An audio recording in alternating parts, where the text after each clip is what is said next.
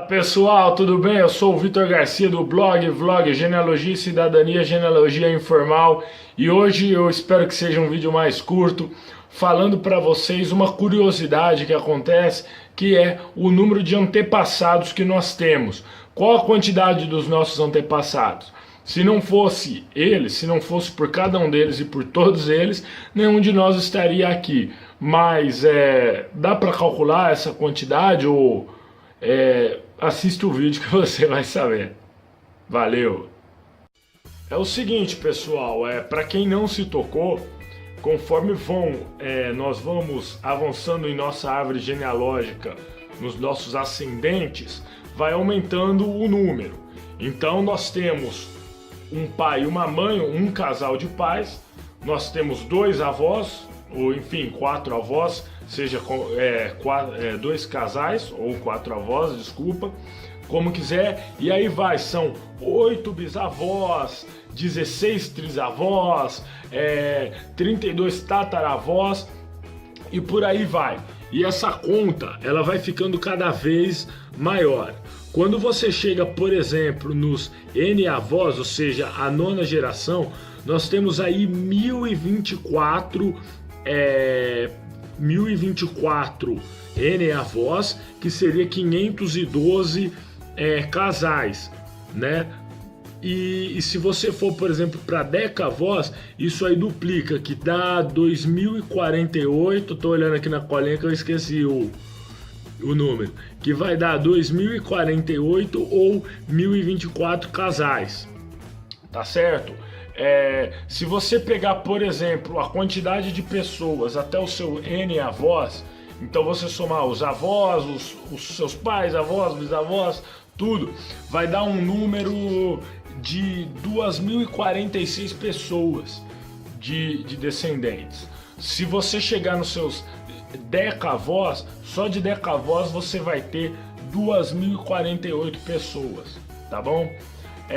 E aí é um número assustador, porque quando você tá bisavô, trisavô, é um número que vai aumentando, mas não é um número tão absurdo.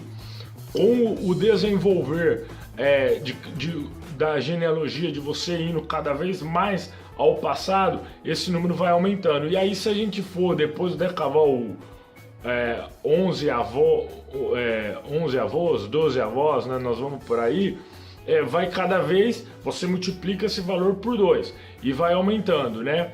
E isso chega a um detalhe que é preciso explicar aqui, porque nós não vamos ter exatamente esse número absurdo, né?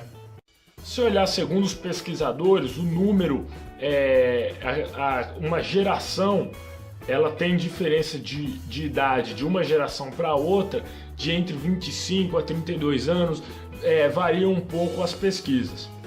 Se a gente pegar 30, fazer uma média de 30 anos e pegar, por exemplo, o meu caso, que nasci em 1989, a hora que eu chego nos meus decavós, eles nasceram em 1750.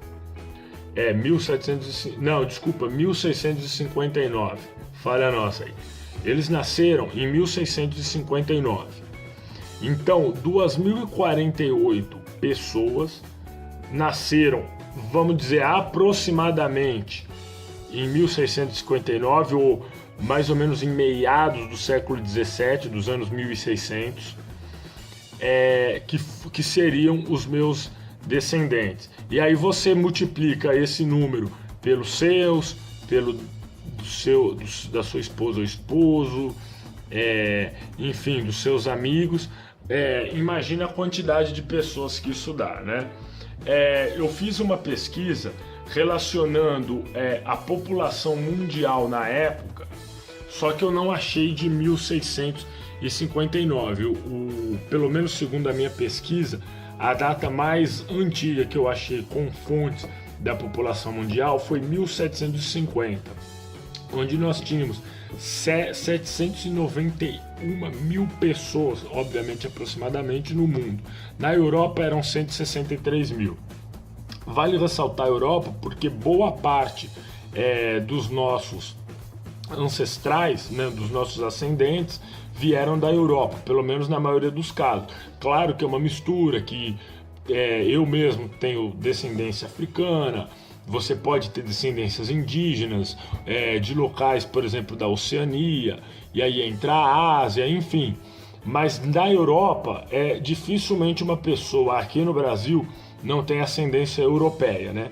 Então você tem aí, mas mesmo que você colocar no mundo, são 700, quase 800 mil pessoas no mundo. E se você chegar, por exemplo, que desse percentual, mais de 2.000 seriam apenas os meus ascendentes, a gente tem um certo problema aí. E aí que está a questão. Vale ressaltar que na genealogia há um termo chamado implexo, que ele faz uma correlação entre o número real de descendentes que nós temos e o número teórico desses descendentes. De qualquer maneira, não é possível que nós tenhamos um número tão alto de descendentes. Pode ser que daqui para frente, que daqui 1000 anos, esse número seja até maior, mas hoje, com a população mundial, com a história que foi sendo construída, é impossível que isso aconteça. E aí nós vamos para a questão dos casamentos consanguíneos, ou casamento entre parentes, que é o que aconteceu em grandes períodos, em muito tempo, em períodos históricos, inclusive até com famílias reais, e é por isso que quando você tem um casamento consanguíneo, você diminui o número de ascendentes, né? Hoje em dia é até não comum, mas você encontra ainda pessoas primos que se casaram, primos de primeiro grau, ou primo tio com prima sobrinha, primos de segundo grau e coisas assim, né?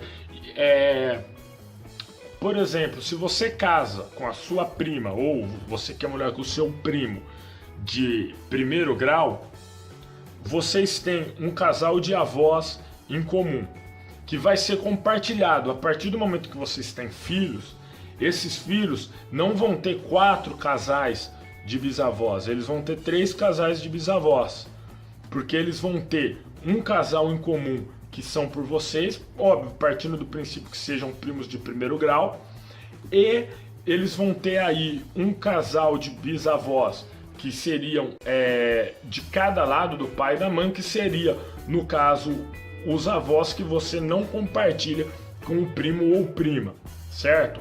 Então isso quer dizer que vai diminuindo o número de ascendentes. E hoje, como eu sempre bato na tecla, dificilmente hoje uma pessoa, a menos que seja uma pessoa que desenvolva muito uma pesquisa genealógica, conhece um primo de terceiro grau. É muito difícil. No máximo ele conhece de segundo grau, um filho de um prima de segundo grau, algo nesse sentido.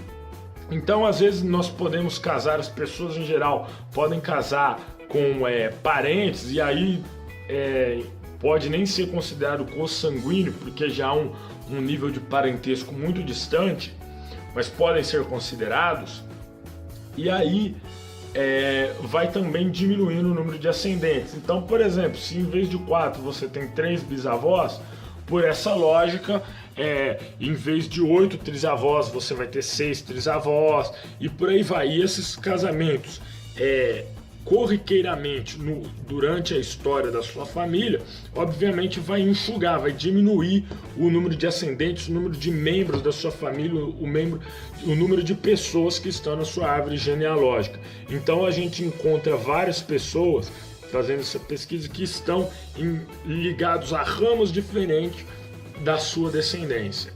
Então, basicamente, é isso. É claro que existem algumas especificações. A gente tem, por exemplo, quando eu falo casais de avós, casais de bisavós, mas a gente tem o caso dos meio-irmãos, por exemplo, o que é obviamente comum, e aí você pode ter com um primo, por exemplo, não um casal de avós em comum, mas apenas uma pessoa em comum, que seja o avô ou a avó. Claro que existem esses detalhes, mas partindo de um princípio mais genérico, a ideia é essa, né? Enfim, qualquer dia eu falo também da minha família, que é mais complicado ainda.